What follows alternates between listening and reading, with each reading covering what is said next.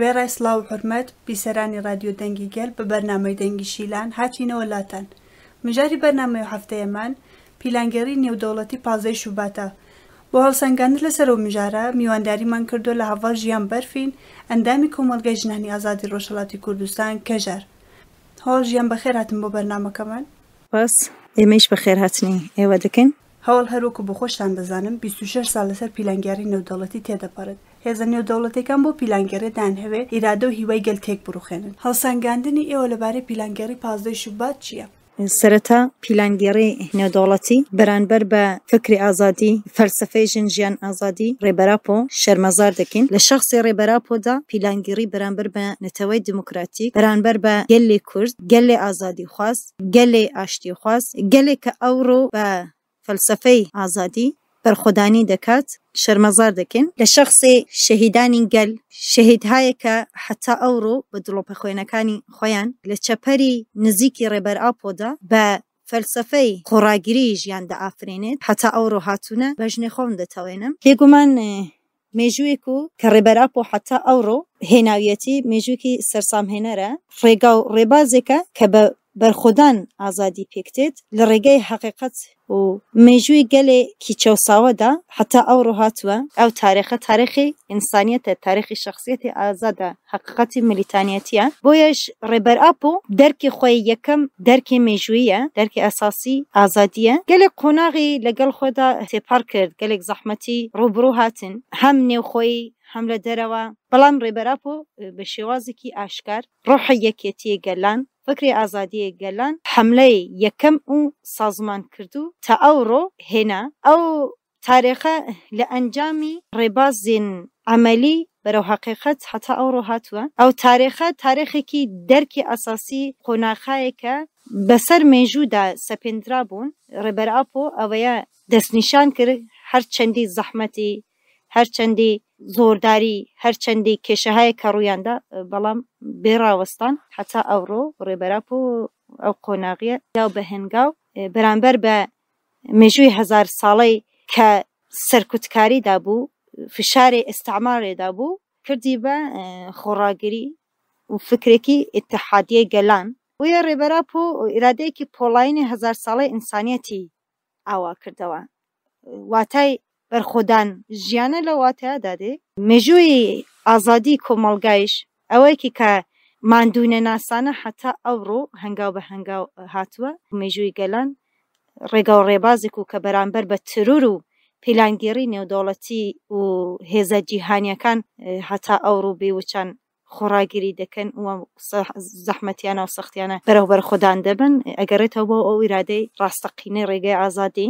بێگومان تەحەوڵێکی زیهنیەتی و مێژوویە دەتوانێت ئەوە بگەڕنەوە بۆ کۆمەڵگایەکی کە بناغەی دموکراتیک بووین تەمسیلێ دەکا. ڕێبەرئاپۆ بم شێوازە ئەمەلیاتەکانی حتا ئەوڕۆ کەسایەتی فەرزانەی ئازادی لە دەهەکانی ڕابردوو تا حتا ئەوڕۆ ئافراندووە. دەتوانین بڵین ئەنجامی ڕیشەی پیلانگەری لەوەدایە چۆن بەڕاستی ڕێبەرئاپۆ پێناسەیەکی وەهاتە کە دەبێژێ مێژوویەکی کە نەهاتووەتە نوویسن ماتڵی نووسینە. بەو ڕەنجەوە بەو هەڵمەتەوە ئەمەلیاتی فەدایی حتا ئەوڕۆ هاتن و پیلانگەریان تێک برد. ئەی هەڤڵ ئەوە نیشانەی چییە؟ نیشانەی ئەوەیەکی کە هەنگاو بە هەنگاو دژی خەیانەت دژی نەتەوەپەرستی دژی ڕەگەزپەرستی دژی کلاسیک بووین. بێگومان فکری و فەلسەفەی نەتەوەی دموکراتیک و کاراکتەرێکی کە بەرامبەر بە پیلانگەری و هێزن گلادیۆ ناسیۆ هێزن نێودەوڵەتی و هاوپەیمانەکانیان ڕێبەرئاپۆ ئەو هەڵوەستی هەرێ ڕادیکاڵی ئەنجامدا. لێرەدا دەتوانین پێناسەیەکی بەو شێوازە بکەین. هەوڵ ئەو پیلانگەری نێودەوڵەتی لە ئەزموونی چیدا دروست بوو؟ بێگومان ئینسان کاتێ سەرنج بداتەوە مێژوو چاوێکی بە مێژوو بخشکێنین شخصیەتێکی ئازاد ئیرادەیەکی ئازاد کەسایەتێکی ئازاد بەرامبەر بەچێ چۆن بژیدا پێناسەیەکی ڕێبەرئاپۆ لێرەدا هەیە. لە سەرەتای دەستپێکردنەکانی مێژووی ئازادیدا بگرە حتا ئەوڕۆ ڕێبەرئاپۆ هەنگاو بە هەنگاو لە مانیفستەکانی خۆدا پێناسەی پێداوە. لازمە فکرمان زکرمان چالاکیەکانمان و بەرامبەر بەچیە لێرەدا واتای تێکبردنی پیلانگەری نێودەوڵەتیدا ڕاستێ بگەین ڕاستی قسەکانی ڕێبەر ئاپ و مانیفستەکانی ڕێبەر ئاپ و دەگەڕێنەوە بۆ چ لێرەدا ئێمە واقع بینانە چاوی لێ بکەین. ڕێبەر ئاپ لە 3 مەرحەلەدا پێناسەی پێدا، یعنی کاتی باسی نەتەوەی دموکراتیک دەکات ڕێبەر ئاپ لە 3 مەرحەلەدا مێژووی ئازادی گەلان فکری ئاپۆی وەها پێناسە پێدەدا. مەرحەلەی لەدایکبوونی یەکەم سروشتی ئینسان، مەرحەلەی دووەم لەدایکبوونی فکر و فەلسەفەی ئازادی، مەرحەلەی سێم بەرخۆدانیەک و بەرامبەر بە پیلانگیری نێودەوڵەتی، بەرامبەر بە زیهنیەتی 5000 ساڵەی دەسەڵاتداری پیاوپەروەری پێناسە پێدەدا. ئەو 3 مەرحەلەمان بە چ شێواز هەیەک تێپەڕاندووە دانەدانە پێناسە پێدەدا. بۆیەش شخصێتی کە ئازاد حقیقەتی فەلسەفەی ئاپۆی لەم ڕێبازانەدا تێ و دامەزراندنی هەنگاوی فکری ئاپۆیش هەمان شێوازە و مەرحەلە هەیە کە تێپەڕاندوو بە هەمان شێواز. بۆیەش وەزیفەیەکی ئەساسی لێرەدا دیار دەبێ. ئەو وەزیفەی ئەساسیە ڕێگە چارەنە. ئەگەر ئێمە پێی ببێن بە ئیشتباهەکانمان لە مێژوودا، ئەگەر ئێمە ئەو پرسیارانە لە خۆمان بەجێ بکەین، بە پرسیار لە خۆمان بکەین، دەزانین حقیقەتێک و کە ئەمڕۆ لێگەڕنی بۆ دەکەین یا پیلانگیریەک و بەسەرماندا بەڕێوە دەچێت لە چ بنەمایەکدا چاوکە دەگرێت. لێرەدا کەساتی ئیدۆلۆژیک، کەسایەتی کۆمەڵناس، کەسایەتی جامعە شناس، کەسایەتێک فەلسەفەوان، کەسایەتی کە بە ڕاستیەکانی کۆمەڵگا بە شێوازی سەرڕاستکردنەوە چارەسازی چاو لێ دەکەت. هەدەف و ئارمانجی ئەو پیلانگەرە بەرامبەر بە چ بوو؟ ڕێبەر ئاپۆ حرەکەتی فکری ئاپۆیی فەلسەفەی ئاپۆیی بوو بە ئیرادەبوونی گەلان دامەزران بە عنوانی فکرێک کە دیاری هەموو ژنانی کرد، بۆ شێوازە دەستی بە تێکۆشانی خۆی و ئەزمونەکانی خۆی حتا ئەوڕۆ پەرەی پێدەدات و پەرەی سندووە. ئەو ڕێبازانە بێگومان کەسایەتێکی کە خاوەن هەڵوێست بێ، کەسایەت کە ڕەد و قبوڵەکانی دیار بێ، پرەنسیبەکانی ئەو ڕێخستنەی بۆ شێوازە بەرامبەر بە داگیرکەری دەستنیشان کرد و بە گەلێک هەدەف و وەزیفەهای کە دەکەوێتە سەرشانی ئێمە، هەدەفی ئینسانیەت، هەدەفی کەسایەتکی ئازاد، کوردستانێکی ئازاد و پەنابردن یا ڕێبازە چارەساریەکانمان لە کوێنەدا بێ. ڕێبەر ئاپ و هەنگاوی خۆی یەکەم یا لەدایکبوونی خۆی یەکەم بەو شێوازە دەستنیشان دەکا و حتا ئەو ڕۆژگەلێک نمونە بربەچاو هەنە. یعنی ئەگەر چاو لە ڕاگەیاندنەکان بکەین زۆر ڕاحەت دەتوانین تێبگەین، بزانین کە هەنگاوێک و حتا ئەو ڕۆهاتێ چه زەحمەتی لەگەڵ خۆدا هێناوە. بێوچان تێکۆشان مهمە. کەسایەتی بێوچان تێکۆشان کام کەسایەت بربەچاوە پێویستە لێرەدا وەکی تەجریدێک و لەسەر ڕێبەر ئاپۆدا بەرەوە دەچێت، تەجرید لەسەر کەسایەتی خۆمان، لەسەر مێژووی خۆمان، لەسەر کۆمەڵگای خۆمان، لەسەر ژنان، لەسەر جوانان، لەسەر ئازادی خوازان، لەسەر هێزێک و ئەمڕۆ بە کۆدەنگی لە دەوری ڕێبەر ئاپۆدا کۆ دەبنەوە. بۆیەش هەدەفی یەکەمی پیلانگەڕی تێکبردنی یەکیەتی و ئیتحادیە گەلانە، تێکبردنی فکری نەتەوەی دموکراتیکی گەلانە. لێرەدا ئێمە پێویستە ئەو تەجریدە بەو چاوە چاو لێ بکەین. ئەگەر بڵین کە فکرێکی هەیە ڕزگارمان دەکات، بۆ شێوازە چاو لە مەرحەلەکانی فکری ئاپۆیە بکەین، ئیشتباه تێبگەین. ئەگەر ڕێبەر ئاپۆ لە ئەزمموی خۆی 52 ساڵگیدا کە 26 ساڵ دەکەوینە 27مین ساڵوەگەری پیلانگێڕی وەها پێناسە پێدەکە کە پیلانگێڕی دەوام دەکات. لێرەدا پرسیارێک تێتە مەیدان. ڕاستە تێکۆشانێکەیە، ڕاستە گەل لە واتای شەڕی گەلی شۆڕشگێریدا خاوەن ئەزمون بووە، بەڵام پێویستی هەیە هەدەف و ئارمانجە سەرەتایەکان کە بۆ بناغەی کۆمەڵگا، بۆ یەکگرتووی گەلان، بۆ پێناسەی ئەساسی ڕادیکاڵ هێزن نەتەوەی دموکراتیک پێناسە پێکردن لەوەدا تێگەیشتن پێویستە دروست ببێ. لەو کاتەدا بۆ تێکشکاندنی پیلانگەری زۆر چالاکی کردران بە دروشمی کەس ناتوانێت ڕۆژێمە تاریک بکە. گەل و ئازادی خوازەکان لە دەوری ڕێبەر ئاپۆ مەشعەلی ئاوریان دروست کرد. ئێوە لەبارەی ئەو چالاکیانە بە دروشمی کەس ناتوانێت ڕۆژێمە تاریک بکە و پاوەنداریکردنەکانیان چی دەڵێن؟ لە منداڵدا بگرە، لە بەساڵادوو چووەکاندا بگرە، لە ملیتانین ئاپۆیدا بگرە، بە دروشمی ئەوەی ناتوانن ڕۆژمان تاریک بکەن. لە خەلەکی نزیکی ڕێبەر ئاپۆدا چالاکیان ئەنجامدا کە ئەڵێن ڕۆژی چواران بە دروشمی خۆڕاگیری ژیانە کەسایەتێک وەکی بێریڤان، ڕۆناهی لە هەموو بەشەکانی کوردستاندا نمونەیان هەیە. هەڤاڵ ڤیان سۆران، هەروەها هەڤاڵ ڕۆناهی لە ڕۆژهەڵاتی کوردستاندا و gelek rêhevalên ku bo dirûşme li xelekê nizîkî Rêberapo da agiriyan berda cestê xwe bo têkbirdinê plangerî nêwdewletî bêguman cêgehê rêz e, cêgehê şenazî ye, cêgehê nasînê kesayetekî azad. Er ku wezîfeyek ku emro pêwîst e wekî gelê Kurd û Kurdistan li encamê ezmûnê evekî rojê ême Rêberapo ye, rojê ême felsefeyê Apo ye, rojê ême kesayetekî sosyalîst e, kesayeteke ke berastî bo têkbirdinî mêjoyê sermayedarî kapîtalîsm têkbirdinî îtihadiye dirûst bikin. Eva bihêlê ême li watê pîlangerî tê bigên. Çûn çav lê bikin hêzên nêwdewletî be dirûşmê be çokdadan be dirûşmê ne ezmûnê lozanekan da pêwîst e hemû gelekeman eme baş bizane bê li encamê çi dabû? Binpirkirdinê mêjoyê gelê Kurd û Kurdistan bû. Rêberapo katê dەڵێ Kurdistan mustame ye lem wateye da bekarî dihêne. Ezmûnên pîlangerî nêwdewletî heta ewro li we da tê. Ne li felsefeyê Êran da tefreqê bindazî hikûmet bikune, li başûrê Kurdistan da hêlê xıyanet e, li bakurê Kurdistan da be çokdadan e û li Rojavayê Kurdistan da ke emro pîlangerî nêwdewletî têk rûştwe gel be pengavê şerê gelê şoreşgerî pîlangerî nêwdewletî têk deba ezmûnê xwe 12-13 salê şoreş digêrit eme lew çawkeyê da tê. Eme li waqeyetê ewekî da li agir rûnakî pêk tê li felsefeyê heqîqet da pepûleyê çwarem pênase pê diket dibêje her yek pepûleyê yekem dibêje germahî ye, pepûleyê duwem dibêje rûnahî ye, pepûleyê sêyem dibêje xwe dixate nêw dewrûberî agireke disûrêtewe û herî kotayî ji wek dibêje heqîqet e yanî xwe ligal agireke da dike bi yek kesayet heye ke emro li xelekî nizîkî Rêberapo da bûne pepûleyê pencem heta gêiştûnê te waqeyetê azadî li dilê dijmen da pîlangerî nêwdewletiyan têk birdiwe kesayet heyekî bo şêwazan ke herî duwayekê jî heval Asiya Alî heval rojgerhêlîn ke li Tûsaş çalakî genbexşaneyan pêk hêne ema li wateye da tê, li wateyê têkbirdinî tecrîdê da tê, li wateyê têkbirdinî zihniyetê dagîrkerî 5000 salê sermayedarî da tê.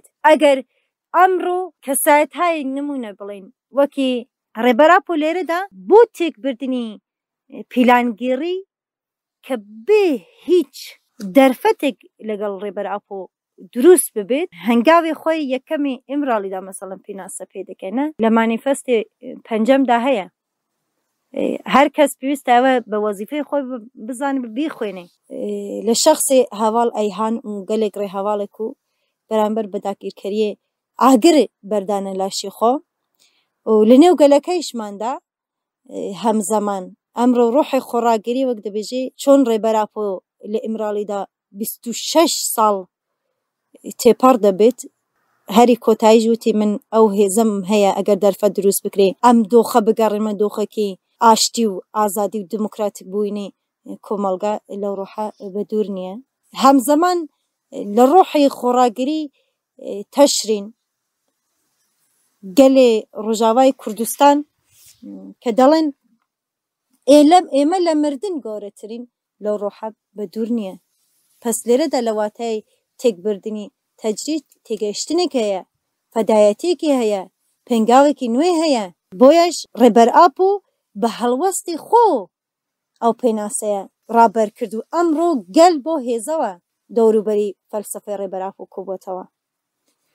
Rêberapo bo sekine bo helwêste pîlangerî têk şikan yanî li zû da dibe Rêberapo wekî cesteyê li zindanê Îmralî da bê.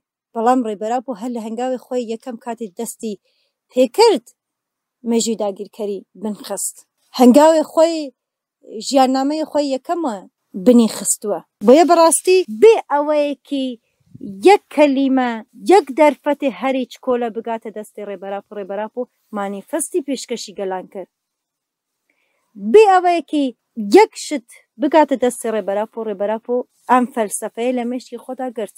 ئەمڕۆژ هەمان شێواز دەڵێت ئەمڕۆژ هەمان مانیفست و هەمان ڕێبازی نەتەوەی دموکراتیک دیار دەکات پس ڕێبەراپۆ لەگەڵ ئێمەیە ئەو هەنگاوانەی کە ئەمڕۆ بەرامبەر بە پیلانگەڕی نێودەوڵەتی بەڕێوە دەچن و گەلێ ئێمە لە مەیدانی شۆڕەشدا خەبات دەکات بێگومان پیرۆزە ئەم ڕۆحی گەلەکەمان سڵاو دەکەین بە پێویستیشی دەزانین لە هەموو بەشەکانی کوردستاندا بەتایبەت ڕۆژهەڵاتی کوردستان دایکان ژنان کچی جوان لە مەیدانەکاندا بن بەشداری ڕێزی گریلا ببن بۆ تێکبردنی پیلانگەڕی نێودەوڵەتی ببن خاوەن هێز هەوڵ بەڕێی ئێوە بۆ تێکشکاندنی ئەو پیلانگەریانە پێویستە چ بکردرێ تێکشکانی پیلانگەڕی نێودەوڵەتی بە ئیرادەبوون دەخوازێت کەسایەتێکی بە جەسارەتی گەرەکە ئەگەر ئەوەیەکی بێ قەید و شەرتێک کەسێکی ئاگر لە جەستەی خۆ بەردەدا ئەمە ڕامانێک دیار دەکات لە مێژوودا ئەم پرسیار لە خۆمە کام ڕێبەر دەوروبەری بە خەلەکێک ئاگەر خەملێنراوە غەیری ڕێبەراپۆ نەبێ لێرەدا دیارە مەسەڵەن چ کەسایەتێکی هەیە بێ قەید و بەند بۆ تێکشکاندی پیلانگیری ڕێبەراپۆ بخۆ لێرەدا مەسەڵەن پێناسەی ڕێبەراپۆ بێ ئیمرالی هەیە ڕخنەیەک و ڕێبەراپۆ دەکە دەبێژێ کەسایەتی ئێوە شخصیەتی ئێوە قبولکردنی کۆلەداریەک و لە مێژووی داگیرکاریدا بەسەر ئێوە سەپێندراوە هەڵوەستی منی یەکەم ئەوە بوو دەبێژێ هەواڵیەتی کێم دۆستانەتی ساختە من هێناوەتە ئیمرالی پێویستە ئێماوە باش شی بکەینەوە ڕفاقەتی ڕاستەقینە کییە هەواڵ مەزلوم دوغان کی بوو هەواڵ مەزلوم دوغان ئیمڕۆ ڕۆحی یەکێتی گەلانە لە سەدی تەشرینێدا بەڕێوە دەچێ هەواڵ بێریڤان هەواڵ ڕووناهی ڕێبەراپۆ لێرەدا دەبێژێ ئەگەر ئازادی ئاسان بوو بایە بێریڤان ڕووناهی لاشی خۆ بەرادر ئاگر نەدەدان هەواڵ زەینەب کناجی زیلان ڕێبەراپۆ کەسایەتی وەهای دروست کرد تۆپێک لە ئاگر بەرامبەر بە داگیرکەری پس لێرەدا چه پێناسەیەکی هەیە پێناسەیەکی ئێمە هەمومان تۆپێک لە ئاگرین پێویستە بەرامبەر بە داگیرکەریش تەخریبات دەسەڵاتداری وها نزیکی شخصیەتی ئازاد ببین ئەرکی هەموو ژنان ڕووناکردنەوەی شوبات یا ئەو پەیامەی کە ئێوە ناتوانن ڕۆژمان تاریک بگەن لە واتەیەدا دێت ڕێبەراپۆ هەڵوەستیشە ڕابەر کرد ئەمڕۆژ گەلەکەمان لە باکووری کوردستاندا لە سەرهەڵداندایە جێگەی ڕێزە جێگەی سڵاوە ڕێبەراپۆ ئەم قۆناغەی وها پێناسە پێکرد لە سێ پێناسەدا دێنێتە سەر زمان ئەموو لە هەموو ڕاگەیاندنەکاندا بربەچاو بوو سڵاوی بۆ هەموو ژنان بۆ هەموو جوانان و هەموو گەلێ خۆڕاگر ڕێبەراپۆ پێناسە پێدا هەمزەمان ڕێبەراپۆ وتی تەجرید پیلانگێڕی دەوام دەکات و هەمزەمان وتی من هێزی چارەسەری ئەم قۆناغەی و ئازادی و ئاشتی گەلانم ڕێبازە چارەسەری پێ و ئامادەمە ڕێبەراپۆ دەرفەتیە داخوازی کرد بەڵام هێزی پیلانگیر چیانگەرەکە بربەچاوە هێرشێک و ئەمڕۆ لە باشووری کوردستان لەسەر ڕۆژنامەوانین ئازاد هێرشێک و بۆ پاراستنی سەدی تەشرین بۆ بەرق و ئاوێ گەلێک و لە ڕۆژاوی کوردستاندا ژیان دەکات پاراستنی جەپەی خۆی دەکات ڕۆژانە شەهید تێتەداینێ لەوە ڕووناکتر چی یانی بربەچاو ببێت تێکبردنی پیلانگێڕی نێودەوڵەتی بۆ شێوازەیە هەوڵ بەگشتیارکی کۆمەلگا چییە بە تایبەت ژنان پێویستە چی بکەن پێویستە هەر کەسێکی ئەم تەجرید و تەجرید لەسەر خۆیدا بمێنی هەر ماڵێکی هەر شخصیەتێکی هەر کەسایەتێکی لە منداڵی 7 ساڵ حتا 70 ساڵدا بگرە وەزیفەمان لەسەرشانە پێویستە ئیتحادیەن گەلان ئیتحادیەی ژنان چون ڕێبەراپۆ کاتێ سڵاو ڕێدەکە سڵاوی ئازادی پێناسە پێدەدات ئەگەر ئێمە لایەقی سڵاوی ڕێبەراپۆ دەرکەون پێویستە لە ئازادی جەستەی ڕێبەراپۆدا خاوەن هەڵوێست بین خەمسار نەبین بێدەنگ نەبین داگیرکەریە ئەرزان دەست نەگرین یعنی ڕێبەراپۆیش لە ئەنجامی پیلانگێڕیدا 5 دانەمانی فستی دیاری گەل کرد دەڵێت من لە لای هەمووتانم کەسایەتهایە کە لە دەوروبەری مندایە من لەگەڵتانم بە کام شێوازەری بە شێوازی فەلسەفە بە شێوازی فکر بە شێوازی خوێندنەوەی کتێب بە شێوازی ناسینی کەسایەت بە شێوازی شۆڕشی وجدانی و ئەخلاقی ڕێبەراپۆ وها پێناسە پێدەدا بۆیەش وەزیفەیەک و ئەمڕۆ دەکەوێتە سەرشانی ئێمە ڕۆڵی ئێمەی ئەساسی لێرەدا ئەوەیە کە ئازادی جەستەی ڕێبەراپۆ پێک بینین ڕێبەراپۆ ئەنجامێک و لە ڕاگەیاندنەکاندا پێم وایە هەر کەسێکی گوێبیستی بوو بێت لە ئەنجامی ئەوەیەکی کە گەلێک هاودیتن لەگەڵ ڕێخستنەکاندا دروست بوون لە ئەنجامی خۆڕاگریەک و ئەمڕۆ لە شخصیەتن وەکی ژنی ئازادی خوار زەینەب جەلالیان پەخشان عەزیزی وریشە مرادی هەمزەمان لە باشوور لە باکووری کوردستاندا خۆڕاگریەک و بەڕێوە دەچێ ئەو پەیامەی تەمسیل دەکەن کە ئێمە یەک ڕۆحین لەگەڵ ڕێبەراپۆدا، ئێمە یەک ڕۆحین بەرامبەر بە شکانی تەجریت. بۆیەش بەڕاستی لەم هەنگاواندا پێویستە ئێمە دریغ نەکەین. چێ ئەرک و وەزیفەیەکی دەکەوێتە سەرشانمان درێغی نەکەین. ڕێبەراپۆ لیدوانی خۆی وەها پێناسە پێدا ئەنجامێک و دوایین جار کە هەیئەت چوو بوو لەگەڵ ڕێبەراپۆ وەها دەڵێت چۆن 15 شوبات وەکی قەتڵعامێک گەلێ کورد ڕێبەراپۆ پێناسە پێدا پێویستە 15 شوبات ببێتە ڕۆژی ڕووناک، ڕۆژی ئازادی هەموو گەلان، ڕۆژێک و ڕێبەرئاپۆ و هەموو گەل لە مەیدانی پایتەختی ئازادی کوردستانێدا کۆ ببنەوە. ئەو ڕۆژە پێویستە ئێمە وەها تێکۆشان بکەین هەتا بگەیشتنە ئەو ڕۆژە. هەر کەسێک پێویستە تێکۆشانی نیو قەڕن لە دەستی دوژمندا و قەڕنێکی بە عەمەل کە شەهیدی خۆی داوە و بە ئەزمون بووە بە وەزیفەی خۆی یەکەم بزانێ. بەڕاستی تێگەیشتن لەم قۆناغەدا گوێبیستی ڕێبەراپۆ بووینە. هەوڵ کاتی بەرنامەکە من بە کۆتاییە پرسی ئاخرتان لێ دەکەم. داخوازی و پەیامی ئێوە بۆ گەل بە تایبەت ژنان چییە؟ چۆن دەتوان ئەو پیلانگەریە تێک بشکێنن؟ هەموو داخوازی و بیهێنمە سەر زمان لێرەدا لە هەموو ژنان هەیە، لە هەموو کچین جوان هەیە، لەکوێ دابن فەرق ناکە. وەزیفەی ئێمەی ئەساسی هەیە چۆن ڕێبەراپۆ فکری ئاپۆی دیاری ژنان کردووە. ڕێبەرئاپۆ کەسایەتێکی وەکی بەریتان، وەکی سارا، وەکی زیلان و گەلێک ڕێهەواڵێک و ئەمڕۆ لە مەیدانی شۆڕشتانە وەکی ئەو دایکانەی کە ئەمڕۆ لە تەشرینین لە سەدی تەشرین خۆڕاگری دەکەن. ئەو کەسایەتانە کەسایەتین خۆڕاگرن. ڕێبەراپۆ ئەو وەزیفەیەدا بەسەر شانی ئێمە ئەو داخوازەی کە دەماوێت بینەمە سەرزمان بۆ تێکبردنی پیلانگێڕی نێو دەوڵەتیش بەهێزی ژن، بەهێزی ئیتحادیەی گەلان، بە یەکگرتووی هەموو بەشەکانی کوردستان بە پرۆژەی نەتەوەی دموکراتیک پێک بێت. لێرەدا گەلێک هێرشێک و بەڕێوە دەچێت ڕۆژانان پێویستە تاقیب بکەین، زمانی شەڕی تایبەت تێک بەرین. ئەمڕۆ دوژمنانمان دەیانەوە بە زمانی شەڕی تایبەت پەرتەوازەبوون دروست بکەن، دەیانەوەی نەهێڵن یەکێتی گەلان ئەزمونەکانی یەکێتی گەلان پێک بێت. وێ لێرەدا مهمە ئێمە لێگەڕینی خۆمان بەرامبەر بە کەسایەتێکی ئازاد، بەرامبەر بە فکری ئاپۆیی، بەرامبەر بە تێکبردنی ذهنیەتی داگیرکەری ئێمراڵی ئەوە لە ئێمە تێتە خواستنێ. و بۆیەش پێویستی دەزانم یعنی هەمومان لە ئەزمونەکانی ڕێبەرئاپۆدا چێژوەر بگرین، لە ئەزمونەکانی خۆڕاگیری ژیان دەعافرێنێ تێبگەین. یعنی ڕێبەرئاپۆ کەسایەتێکی وەهای ئاوا کرد واتایك و ئمڕۆ ڕێبەرئاپۆ لە 15 شوباتدا لە تەلەڤیزیۆندا بۆ ئێمە ڕابگەیەندەی گرینگە. وەزیفەیەک و لەم قۆناغەدا وەکی 100 ساڵی 21ەم شۆڕشی ئازادی ژن پێک بێت ئەو پەیامە بە ئێمە بدات. هەر کەسی پێویستە گوێبیستی ڕێبەرئاپۆ بێ، پێویستە بۆ تێکبردنی پیلانگێڕی نێودەوڵەتی قەتڵعامێک گەلێ کورد ببینە یەک ڕۆح، یەک فکر، یەک چالاکی، یەک هەدەف و ئازادیە گەلان هەموو پێکەوە پێک بێنین. ئەو ئەزمونانەی کە بە ئەزمونی 52 ساڵ تێکۆشانی نەورۆزی گەلان پێکاتیە لە مەیداندایە، هەر کەسێکیش بۆ فکرەوە دەتوانە بێ لەکوێدا ونمان کردووە لەکوێنەدا پەیدای بکەینەوە لێگەڕینی خۆی لە مێژوودا قوڵتر بکاتەوە. ئەو دەستکەوتانەیش ئمڕۆ لە دەستی ئێمەدایە. پس پێویستە ئێمە ڕێبەری خۆ بپارێزین، شۆڕشی خۆ بپارێزین، هەدەفە ئەساسیەکانی بۆ ئاواکردنی ئەوەیەکی کە نەمومکینەکان ممکن دەبن ئاوا بکەین. کەسایەتین سۆسیالیست لە خۆرهەڵاتی نێوەڕاستدا یەکەمین کەسایەتیش ڕێبەرئاپۆیە. بەو مەفهومەوە ئێمە دەتوانین کەسایەتی پیرۆز یا سۆسیالیست ئاوا بکەین.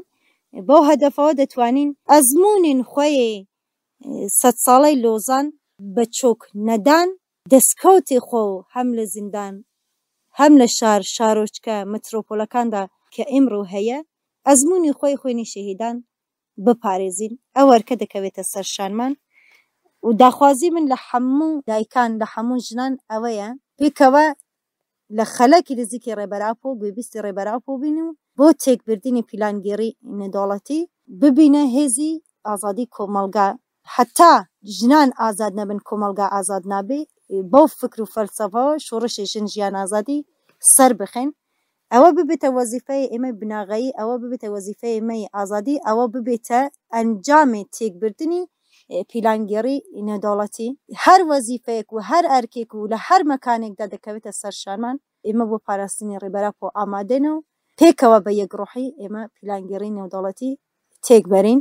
لە کۆتاییشدا جارێک دیتر پیلانگێڕی نێودەوڵەتی شەرمەزار دەکەم و بە ڕۆحی یەکێتی گەلان بەڵێنی خۆم بەرامبەر بە تێکبردنی پیلانگێڕی نێودەوڵەتی، بەرامبەر بە یەکێتی گەلان، بەرامبەر بە سەرخستنی ڕامان و هەدەفی هەموو شەهیدان کە ناتوانن ڕۆژی ڕووناکمان تاریک بکەن و بەرامبەر بە مێژووی 15 شوبات قەتڵعامی گەلێ کورد دووپات دەکەمەوە و بەو هێزە و بەو باوەڕیەوە گوێبیستی ڕێبەراپۆ پێویستە ببین و گوێبیستبوون لە ڕێبەرئاپۆ پرۆژەی نەتەوەی دموکراتیک پێکهێنانە هەرچۆن لە ساڵی 99دا هەموو گەلەکەمان لە هەموو بەشەکانی کوردستاندا لە دەرەوەی وڵات بە ڕۆحی یەکێتی ڕاپەڕان، ئەمڕۆژ هەمان ڕۆح، هەمان یەکێتی، هەمان هێز پێویستە لە مەیدانی شۆڕشدا بێ و پێویستە ئێمە نەهێڵین پیلانگێڕی نێودەوڵەتی دووپات بێتەوە. گەلێک هەنگاو بەڕێوە دەچن، گەلەکەمان ئمڕۆ لە مەیدانی شۆڕشدایە، پێویستە بەو ڕۆحی یەکگرتوویە لە هەموو بەشەکانی کوردستاندا ژنان پێشەنگایەتی بۆ بکەن، جوانان پێشەنگایەتی بۆ بکەن و وەزیفەی خۆی ئەساسی بە جوانی دەستمان بکرد و بە جوانی سەردەکەون پێک بێنین. ئەو وەزیفەی ئێمەی ئەساسی بۆ تێکبردنی پیلانگێڕی نێودەوڵەتی بێت. هەواڵکاتی بەرنامەکەمان کۆتایی پێهات. سپاسان دەکەین بۆ بەشداربوونتان و نرخاندنە گرینگەکانتان. بیسەرانی خۆشەویست، بەم شێوەیە گەیشتینە کۆتایی بەرنامەکەمان. بابەتی بەرنامەکەمان پیلانگەڕی نێودەوڵەتی 15 شوبات بوو. بەو مەبەستە میوانداریمان کردبوو لە هەوا ژیان بەرفین، ئەندامی کۆمەڵگەی ژنانی ئازادی ڕۆژهەڵاتی کوردستان کەژار. تا بەرنامەیەکی دیکە و بابەتێکی کە بە ئازادی بژین.